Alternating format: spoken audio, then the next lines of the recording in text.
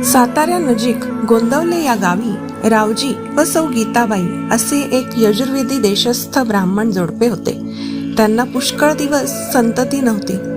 या उभयतांनी मनोभावे रामोपासना केल्यावर त्यांना पुत्र प्राप्ती झाली. त्यांनी त्याचे नाव गणपती असे ठेवले. 8व्या वर्षी त्याचे मौंजी बंधन झाले. त्यांचा फार खोडकर स्वभाव होता. कधी ते कंठापर्यंत पाण्यात जाऊन बसत, तर कधी झाडाच्या शेंड्यापर्यंत जाऊन बसत. गावातील मारुतीच्या देवालयात नेहमी यात्रेकरूंचा मुक्काम असायचा.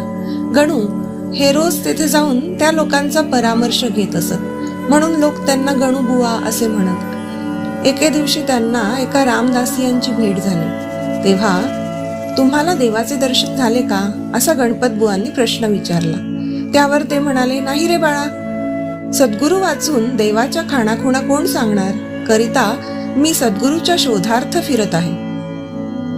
हे वाक्य ऐकल्यापासून गणूबुवांना सद्गुरूला शरण जाऊन शक्यतो लवकर आपले स्वहित साधून घ्यावे अशी तळमळ लागली. त्यानंतर एके दिवशी पहाटेच्या सुमारास त्यांनी गृहत्याग केला. त्यांच्या अंगावर वस्त्र म्हणजे एक लंगोटी आणि दुसरा सदरा. कानाला एक भिकबाळी होती.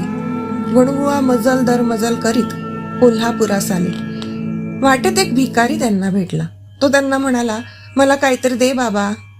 लगेच त्यांनी कानातील भिकबाळी खसकन ओढून काढली व त्या भिकाऱ्यास दिली आणि कानाचे रक्त पुशीत ते जाऊ लागले. इकडे रावजी गणूबुवांचा पत्ता काढीत काढीत कोल्हापूरला येऊन